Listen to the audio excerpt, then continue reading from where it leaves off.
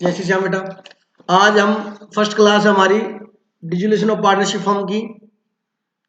तो डिसोल्यूशन के अंदर मतलब पार्टनरशिप फॉर्म जो है वो हमारी क्या हो रही है बेटा, बंद हो रही है, डिजोल्व हो रही है। हिंदी में बोलते हैं विघटन, उसका कोई मतलब नहीं है, आप इंग्लिश मीडियम से हो। तो डिसोल्यूशन के बहुत से कारण हो सकते हैं कि पार्टनरशिप थी, उन्होंने एट विल बनाई हुई थी। एट विल मतलब जब इच्छा करेगी तब हम क्या कर देंगे, क्लोज कर देंगे।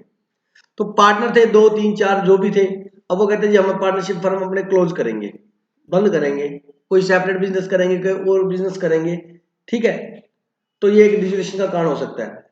दूसरा कारण ये हो सकता है कि पार्टनर 2 थे, उसमें से एक रिटायर हो गया या एक की क्या होगी, डेथ हो गई। तो पार्टनर कितने बचा है, एक ही बचा व्यक्ति। तो एक व्यक्ति जो होता है वो पार्टनरशिप फर्म नहीं होती, वो सोल प्रोप्राइटरशिप होता है। क्या होता है बेटा, इस वजह से हो जाएगी। थर्ड है बेटा, जिस एम के लिए पार्टनरशिप बनाई गई थी वो एम क्या हो गया, कंप्लीट हो गया। ठीक है, जिस वर्क के लिए, जिस टास्क के लिए कोई पार्टनरशिप बनाई गई थी, फॉर एग्जांपल 3 व्यक्तियों ने मिलकर एक पार्टनरशिप फर्म बनाई थी कोई कंस्ट्रक्शन करने के लिए फ्लाईओवर का, और वो फ्लाईओवर का कंस्ट्रक्शन क्या हो गया बेटा, कंप्लीट हो गया। 5 साल 6 साल में जो भी उन्होंने टेंडर लिया हुआ था, जो भी कॉन्ट्रैक्ट लिया हुआ था, कंप्लीट हो गया। अब वो पार्टनरशिप फर्म को क्या कर रहे हैं बेटा, क्लोज कर रहे हैं। फोर्थ कारण कि फर्म में पार्टनर इंसॉल्वेंट हो गए बेटा, मतलब फर्म ही क्या हो गई, इंसॉल्वेंट हो गई। मतलब फर्म के पास अपनी लाइबिलिटीज को पेमेंट करने के लिए पैसा नहीं है।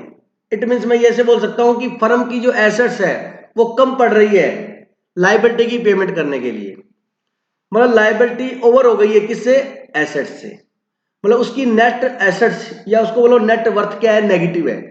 Sir net worth net assets मतलब all assets minus liability. Asset 10 lakh की है और लाइबिलिटी 25 लाख की है, तो क्या बोलेंगे, नेट एसेट्स क्या है उसकी, नेगेटिव है। मतलब आज अगर वो सारी एसेट्स बेच भी देना तो कितनी लाइबिलिटी की पेमेंट कर पाएगी, सिर्फ 10 लाख की, उसके बावजूद भी 15 लाख बच जाएंगे।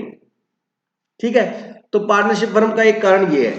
तो एनीवे सारे कारण है, इसका मतलब हम फर्म को क्या कर रहे हैं, क्लोज कर रहे हैं। बड़े आराम से समझना बेटा, फर्म क्लोज कर रहे हैं, उसके अकाउंट्स बिल्कुल इजी हैं। फर्म क्या कर रहे हैं, क्लोज कर रहे हैं, तो उसके अकाउंट्स क्या बड़े इजी है। फर्म बंद हो रही है, हम उसके अकाउंट्स भी क्या करेंगे बेटा, बंद करेंगे। अब सिंपल सा फंडा है, इसमें एंट्रीज भी पूछ सकता है और लेजर भी पूछ सकता है। लेजर कुछ नहीं होता, आपको पता है। एंट्रीज की क्या होता है बेटा, पोस्टिंग होता है। लेजर के अंदर है, एंट्रीज की क्या होती है बेटा, पोस्टिंग होती है। ठीक है, तो आज जो चैप्टर है सबसे पहले मैं एंट्रीज बता रहा हूं, क्योंकि 2 मार्क्स में कई बार 2 एंट्री पूछ लेता है। एंट्री से क्या बनेंगे बेटा, लेजर बनेंगे। तो सबसे पहले आप लिखिए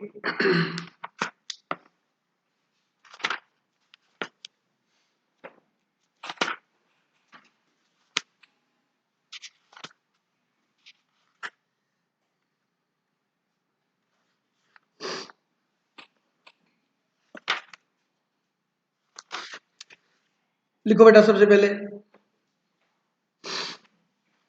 meaning of dissolution of partnership form, फटाफट लिखेंगे please. Meaning of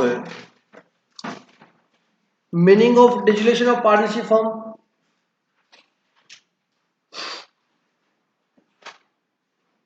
meaning of dissolution of partnership form.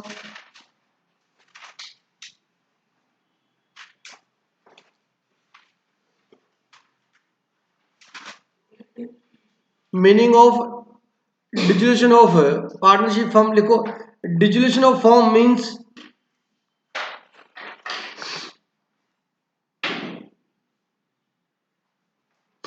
dissolution of firm means business of the firm. Dissolution of firm means business of the firm is closed.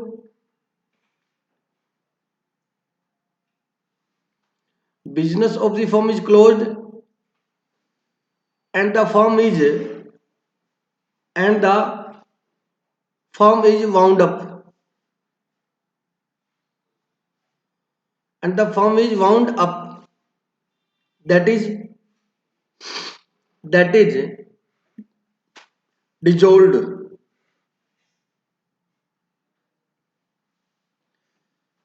मतलब firm का business क्या हो गया, close हो गया है, और फर्म क्या हो गई है, बंद हो गई है। बंद का मतलब डिजोल्व हो गई है। ठीक है, फुल स्टॉप लगा के लिखो as a result, as a result comma economic relationship, as a result economic relationship among the partnership, among the partners, among the partners and among the partners ends, मतलब खत्म हो गए उनके रिलेशन, क्या हो चुके बेटा उनके खत्म हो चुके हैं। फुल स्टॉप लगा के लिखिए।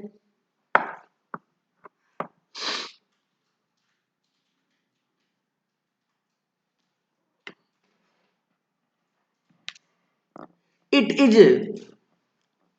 different from, it is different from dissolution of partnership, it is different from dissolution of partnership, which means reconstitution,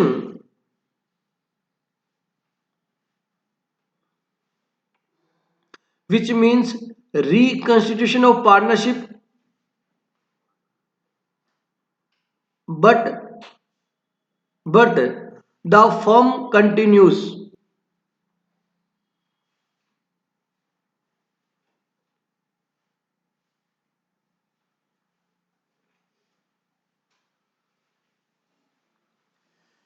बेटा ये कह रहा है एक होता है डिसोल्यूशन ऑफ पार्टनरशिप और एक होता है डिसोल्यूशन ऑफ फर्म, दोनों में फर्क होता है।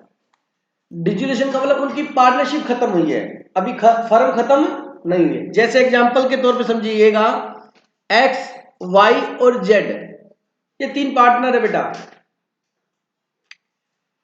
एक्स वाई और जेड क्या है पार्टनर। इसमें से एक्स रिटायर हो गया, इनकी पुरानी पार्टनरशिप क्या होगी, खत्म हो गई। अब इन दोनों में पार्टनरशिप रहेगी। बोलो पार्टनरशिप चेंज होगी या नहीं होगी, होगी बिल्कुल। रेशियो भी क्या हो जाएगा, चेंज हो जाएगा।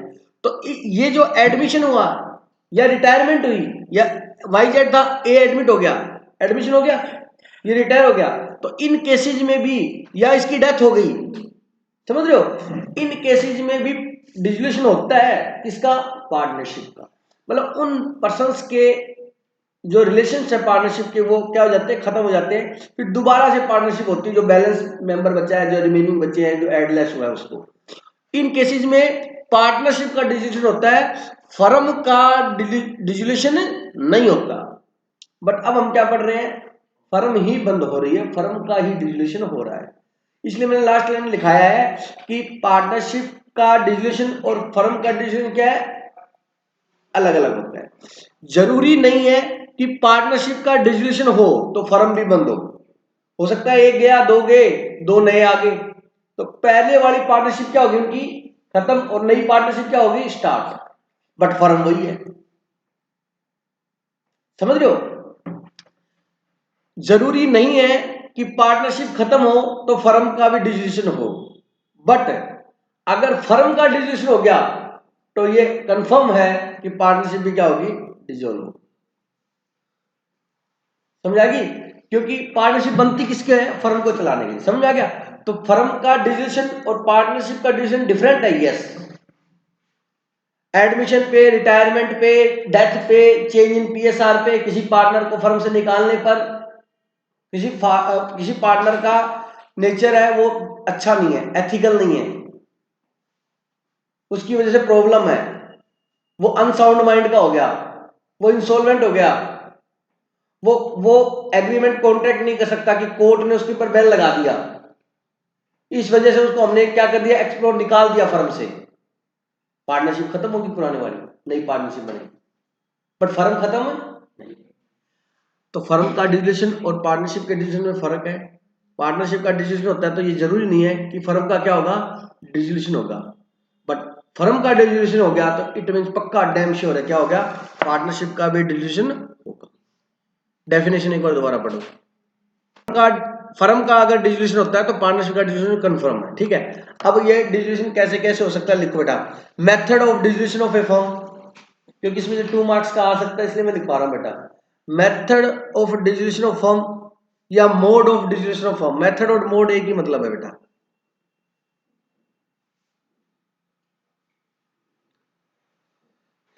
लिखो by mutual agreement, number one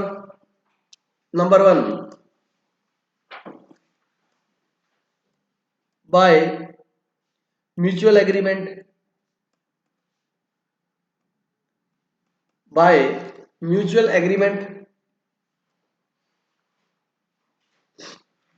mutual agreement का मतलब हो गया एक्ट विल हो गया बेटा। क्या मतलब हो गया? Act will. जब भी मेंबर सारे कहते हैं यार कि अपने ना पार्टनरशिप को बंद करते हैं, एक्स वाई जेड कोई भी रीजन हो सकता है उनका, कोई बिजनेस चेंज करना हो, कहीं बाहर जाना हो या आउट ऑफ इंडिया जाना हो, या उनका आगे फ्यूचर में बीमारी के कारण या किसी और रीजन से बिजनेस करने का मूड ना हो, तो एट विल होगी बेटा। ये क्या होगी? एट मतलब म्यूचुअल, आपस में उन्होंने आपस में क्या कर लिया? एग्रीमेंट कर लिया। नंबर 2 लिखो कंपल्सरी डिसोल्यूशंस।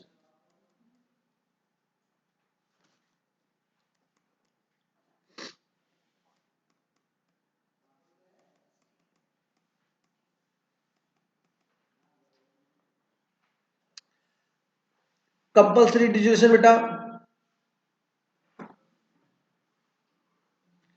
मतलब कंपल्सरी डिसोल्यूशन का मतलब है कि यहां पर लॉ लग जाएगा, कानून लग जाएगा। क्या लग जाएगा? कानून। नंबर इसके अंदर लिखिए A, when all partners,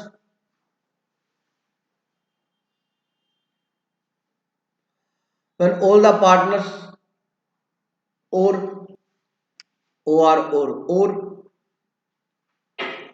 all the partner except one, when all partners or all partner except one, एक को छोड़कर, all partners except one become insolvent। मतलब ए बी और सी ये 3 पार्टनर हैं, तीनों के तीनों क्या हो गए? इंसॉल्वेंट हो गए।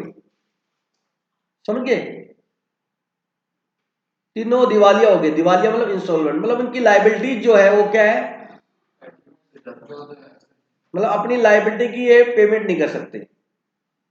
याद करो रेशो के अंदर सोल्वेंसी रेशो निकालते थे, इसलिए सोल्वेंट का मतलब कैपेबल है पैसे देने में, इंसॉल्वेंट का मतलब कैपेबल नहीं है। तीनों ही इंसॉल्वेंट हो गए तो कोर्ट कंपलसरी वाइंडिंग अप का उसका वाइंडिंग अप हो जाएगा बेटा, और कोर्ट भी ऑर्डर दे सकता है अगर कोई एप्लीकेंट। समझिए? वैसे भी हो ही जाता लोग के। अब क्वेश्चन कहता है कि सी इंसॉल्वेंट नहीं हुआ एक को छोड़कर, बाकी ये दोनों हो गए, तो एक जना वैसे फर्म नहीं चला सकता बेटा। ये लिखवाया मैंने, ओल, ए डबल एल, ओल, नॉट ओल्ड। यहां पर ओल्ड ओल्ड नहीं रहेगा, ओल ही रहेगा, है ना। लिखिए next B point, when business of the firm, when business of the firm becomes unlawful, when business of the firm become unlawful, मतलब बेटे फर्म का जो बिजनेस है वो क्या हो गया? अनलॉफुल हो गया। मतलब कि गवर्नमेंट ऑफ इंडिया ने, सेंट्रल गवर्नमेंट या स्टेट गवर्नमेंट ने कोई रिस्ट्रिक्शंस लगा दी, कोई प्रोहिबिशन लगा दी बेटा कि आप ये बिजनेस नहीं कर सकते। फॉर एग्जांपल मैं यही एग्जांपल देता हूं बार बार बच्चों का, जैसे पॉलिथीन की पॉली बैग वगैरह आते हैं पॉलिथीन के, बहुत बार गवर्नमेंट ने स्कीम लाई है कि 1 तारीख से थैलियां बंद हो जाएंगी। आप भी फ्रूट सब्जी वगैरह वेजिटेबल वगैरह ले रहे हो तो भाई साहब 1 तारीख से ना बैग लाना शुरू कर दो, बैन हो रही है। होता ही नहीं होता। फिर बीच में डिस्पोजल ग्लास भी कह रहे थे बैन हो रहे हैं, अभी काफी कॉस्टली भी हो गए, फिर भी मिल रहे हैं। एनीवे गवर्नमेंट इन पे करके इन फैक्ट्रियों को ही बंद कर दी, बात ही खत्म। तो गवर्नमेंट ये कानून ले आएगी कि आप जो डिस्पोजल पॉलिथीन है, गिलास है प्लास्टिक की, इससे पोल्यूशन फैलता है, ये बिजनेस मतलब ये बैन हो जाएगा बनाना ही। जैसे फॉर एग्जांपल ओपियम है, ओपियम समझते सभी क्या? अफीम। ओपियम की जो खेती है बेटा वो करना बैन है इंडिया में। अब ध्यान से सुनना, क्या हुआ, बहुत पुराने, आई थिंक आजादी से पहले गवर्नमेंट ने लाइसेंस दिए रखे हैं किसानों को। क्या दिया हुआ है? लाइसेंस। क्या करने का? ओपियम की खेती करने का, मतलब अफीम की खेती करने का क्या दे रखा है? लाइसेंस दे रखे। जिनके पास लाइसेंस है वही ओपियम की खेती कर सकता है, जिनके पास लाइसेंस नहीं है वो अफीम की खेती नहीं कर सकते, बैन है। ज्यादातर ये जो अफीम आप देखते हो जो भी XYZ, ये इसकी खेती लगभग MP में होती है बेटा, मध्य प्रदेश, ठीक है, MP में। लेकिन गवर्नमेंट उसके ऊपर पूरा कंट्रोल रखती है उस खेत के ऊपर। आपने कभी देखा हो बिल्कुल व्हाइट कलर का मिल्क होता है ना, मिल्क दूध, वैसा दूध निकलता है इसमें से। जब इसका फूल बनता है काफी अच्छा, लगभग रेडनेस टाइप का, उसमें कट लगाते हैं और वो दूध निकलता है। वो जो दूध निकलता है वो इसलिए, सर ये खेती क्यों करने दी जाती है बेटा? देखा जाए एज ए मेडिसिन अफीम बहुत ज्यादा यूजफुल है, बट लोग इसके एडिक्ट हो जाते हैं, इसको नशे के रूप में यूज करते हैं, वो गलत है। सबसे बेस्ट पेन किलर जो है वो अफीम है। आपकी बॉडी में कहीं भी पेन हो, कहीं भी XYZ, इसीलिए इसको मेडिसिन में यूज किया जाता है।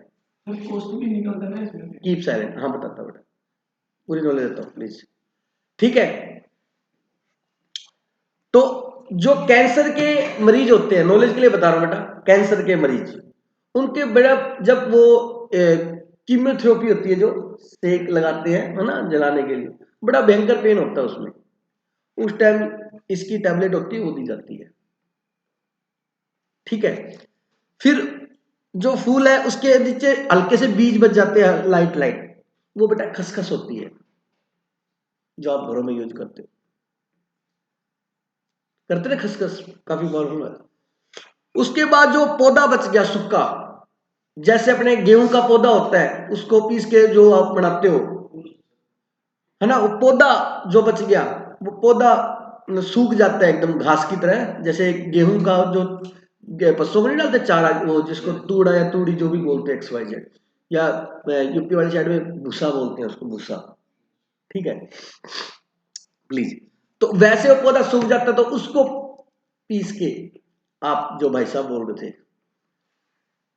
पोस्ट बनाई जाती है, लेकिन वो इलीगल है, पूरा 100% इलीगल है। वो गवर्नमेंट पूरा ले लेती है, लेकिन उसमें से भी लोग, आपको पता है ये सारा जो खेती होती है ना पूरी गवर्नमेंट के कंट्रोल में होती है, ये सारा गवर्नमेंट लेती है इनसे, वो बाहर नहीं बेच सकते किसी को भी। फिर भी आप कहोगे सर कितना चाहिए, वो एक आपको पता ही है, इंडिया है ये, करप्शन करप्शन बहुत वो होता है बेटा। लेक्चर अफीम का नहीं है प्लीज, मैंने एग्जांपल दिया दैट इज इलीगल। तो बेटा मैंने आपको नेक्स्ट पॉइंट लिखाया, when business of the firm become unlawful, लिखो बेटा, लिख लिया? अनलॉफुल का मतलब समझ गए बेटा? अगेंस्ट टू लॉ हो गया, ठीक है। जैसे मैं एग्जांपल देता हूं आपको, मेरा बिजनेस था इंडिया से फॉरेन में, मैं एक्सपोर्ट करता था कुछ भी, जैसे एग्जांपल ले लो, एक्सपोर्ट करता था मैं फ्लोर आटे का, आटा समझते हो, आटा पिसा हुआ। गवर्नमेंट ने बैन लगा दिया, अभी लगा हुआ है एट प्रेजेंट, कि आप इंडिया में इस बार गेहूं की कमी है और यूक्रेन का वाला युद्ध चल रहा था, तो यहां पर गेहूं या आटे की कमी हो जाएगी, तो आप एक्सपोर्ट नहीं कर सकते, बैन लगा हुआ है एट प्रेजेंट। उसका एक एक्सेप्शन छोड़ रखा है कि अगर आपको एक्सपोर्ट करना है फ्लोर का, आटे का, तो जिस कंट्री में आप एक्सपोर्ट कर रहे हो उस कंट्री लिख के देगी कि हमें फ्लोर आटे की जरूरत है, रिक्वायरमेंट है, शॉर्ट है। फिर वो लेटर आपके पास आएगा इंडिया में, आप फिर अपनी गवर्नमेंट से क्या लोगे? परमिशन लोगे, उसके बाद कर सकते हो। बहुत लंबा प्रोसेस है, इम्पॉसिबल सा हो जाता है, इसलिए फैक्ट्रीज वाले ना एक्सपोर्ट अभी फ्लोर का आटे का एक्सपोर्ट करना बंद कर रखा है। एनीवे ऐसे अनलॉफुल हो जाता है। जैसे इंडिया और पाकिस्तान की जैसे नहीं बन रही, तो इंडिया वाले कहते हैं कि पाकिस्तान में मान लो मैं कोई चीज एक्सपोर्ट करता हूँ, फॉर एग्जांपल वेजिटेबल एक्सपोर्ट होती है यहाँ से अपने, अभी हाल फिलहाल वहां पे टमाटर 300 रुपए किलो है, अभी कल देखा होता आपने, आटा वहां पे 160 रुपए किलो है, एक यूएस डॉलर में 270 रुपए हो चुके हैं वहां पे, 270 रुपए, वहां की भी करेंसी रुपए बेटा, पाकिस्तान की भी 270 रुपए एक डॉलर, देसी घी 2500 रुपए किलो हो चुका है वहां, पेट्रोल 400 रुपए लीटर हो गया है, क्योंकि बिल्कुल आपको पता है इंसॉल्वेंसी के केस में है। अभी तो हम फर्म देख रहे हैं कंट्री भी इंसॉल्वेंट हो जाती है, क्योंकि उसके पास जो लोन है आईएमएफ या वर्ल्ड बैंक से लोन ले रखा है, उसको रीपे नहीं करना पड़ा। कंडीशन ये हो जाती है किसी कंट्री की कि जो लोन लिया है उसका इंटरेस्ट पे करने के लिए लोन लेना पड़ता है, तो आप देखो होगा क्या फिर। एनीवे तो अनलॉफुल होने की वजह से भी हो सकता है बेटा। थर्ड लिखिएगा, थर्ड लिखिएगा बाय नोटिस, बाय नोटिस,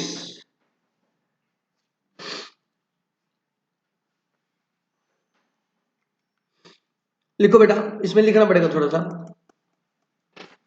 ये एट विल ही है एक तरीके से, लिखो in case partnership is at will, in case partnership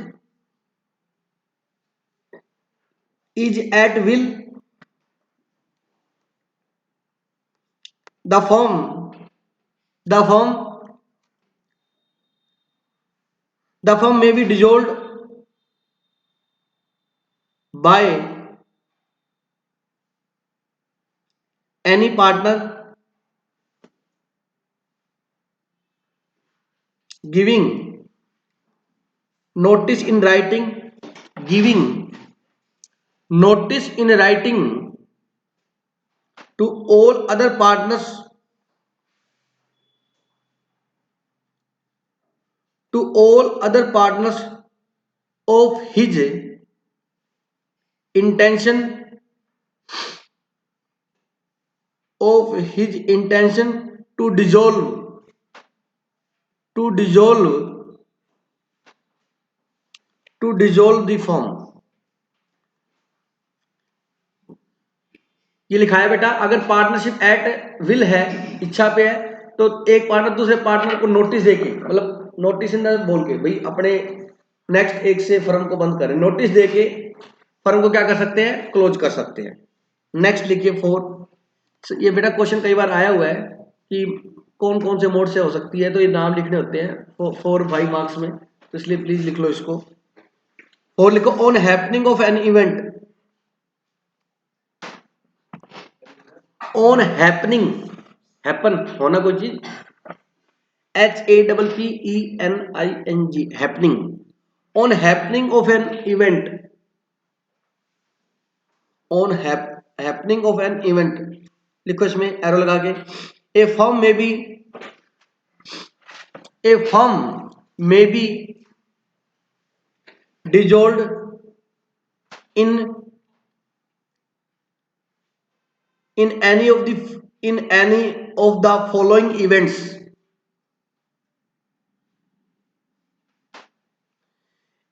in any of the following events, comma, if the partnership did, if the partnership did so provides, if the partnership did so provides, so provides, column लगा के लिखो number 1। कहता है अगर ये event होने से partnership बंद हो जाएगी अगर पार्टनरशिप डीड के अंदर ये बातें लिखी हुई हैं। Number 1, on expiry of the terms, on expiry of the terms for which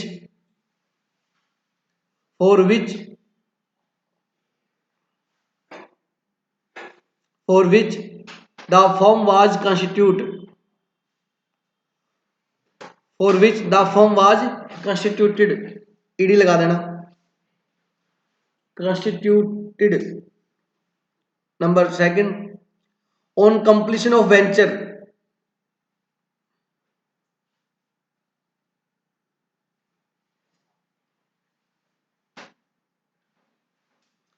on completion of the venture. Third, on death of a partner.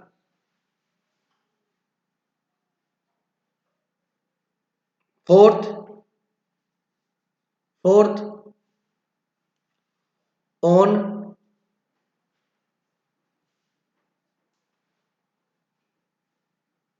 adjudication होता है बेटा, डिक्लेयर करना, ADJUDICATION of partner as insolvent, on adjudication of partners as insolvent मतलब partners को declare कर दिया कि adjudication में डिक्लेयर किया गया बेटा, क्या डिक्लेयर किया गया, इंसॉल्वेंट डिक्लेयर कर दिया गया। डिक्लेयर बेटा कोर्ट करता है, कोई XYZ नहीं कर सकता, पैसे नहीं दे रहा, आप उसके ऊपर कोर्ट में क्या करोगे, केस करोगे, और कोर्ट ने चेक कराया उसके पास कोई भी पैसा नहीं है तो क्या हो जाएगा बेटा, कोर्ट उसको डिक्लेयर कर देगा इंसॉल्वेंट। और इंसॉल्वेंट व्यक्ति से आपने पैसे लेने भी हैं तो भी आप नहीं मांग सकते, गवर्नमेंट में बैन है। क्यों सर, जब उसके पास है ही नहीं और कोर्ट ने उसके ऊपर क्या कर दिया, इंसॉल्वेंट डिक्लेयर कर दिया, इट मींस आप उससे मांगोगे, उसको हरास करोगे, हो सकता है कल को वो सुसाइड कर ले, समझ रहे मेरी बात को। तो अगर इंसॉल्वेंट डिक्लेयर कर दिया है उसके बाद आप उससे पैसे नहीं मांग सकते, डूब गए बेटा, उसी को तो बैड डेट बोलते हैं, वही तो शब्द बना हुआ बैड डेट, ठीक है। अगर कोर्ट ने उसको इंसॉल्वेंट डिक्लेयर कर दिया है तो आप उससे पैसे नहीं मांग सकते, आपके पैसे डूब गए, ठीक है। इसलिए बिजनेस में no risk no gain, risk लोगे तो गेन है, रिस्क नहीं है तो फिर वो नहीं। चलिए एनीवे 5 नंबर लिखिएगा, लॉ के प्रोविजन है उसमें हम चेंज नहीं कर सकते बेटा, जो लॉ में लिखा हो मानना पड़ेगा। अब देखो बेटा सिंपली लिख लो 5 number, decision by court, decision by court, court भी डिसॉल्व कर सकता है, आदेश दे सकता है, ऑर्डर दे सकता है कि फर्म का क्या करो, डिसोल्यूशन करो, कोर्ट अपना कोर्ट तो ऑर्डर दे ही सकता है,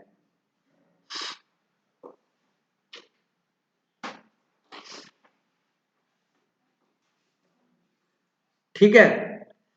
बस ये 5 हो गया। कोर्ट कब ऑर्डर दे सकता है, एग्जांपल के तौर पे मान लो कि वही बात कोर्ट को लगता है कि फर्म की जो इंटेंशन है वो क्रेडिटर्स के साथ, पब्लिक के साथ फ्रॉड करने की इंटेंशन है, मतलब ये फर्म इन्होंने किस लिए बनाई है कि लोगों के साथ फ्रॉड करके और 9-2-11, तो कोर्ट ऑर्डर दे सकता है।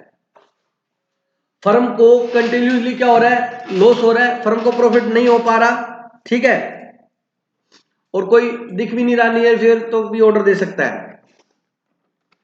कोई व्यक्ति अनसाउंड माइंड का हो गया तो भी दे सकता है कोर्ट। पार्टनर्स जो है उनका बिहेव सभी का अनएथिकल है, जो कि एक समाज के अंदर एक्सेप्ट नहीं किया जा सकता, समझ रहे हो, इलीगल वर्क कर रहे हैं,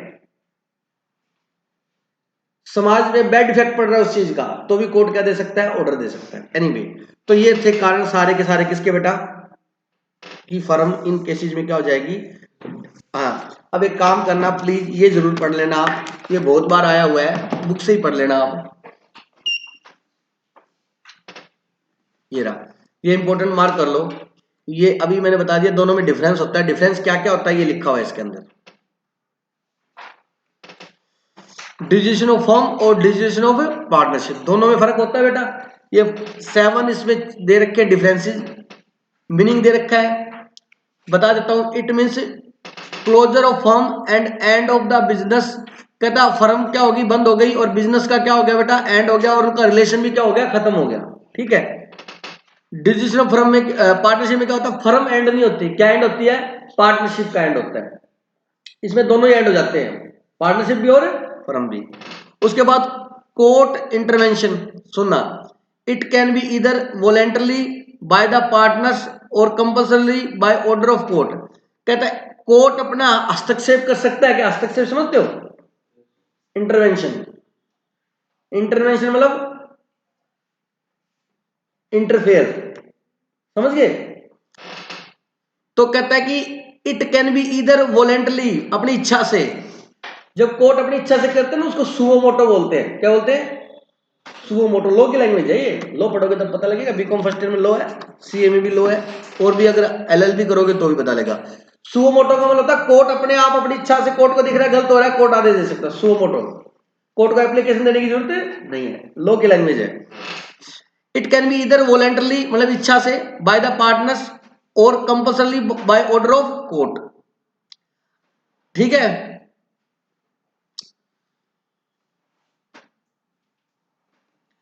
अगर किसी पार्टनर ने कोर्ट में एप्लीकेशन दे दी कि फर्म बंद करो, या क्या बेटा, कोर्ट उसमें इंटरवेंशन कर सकता है और उस फर्म को क्या कर सकता है?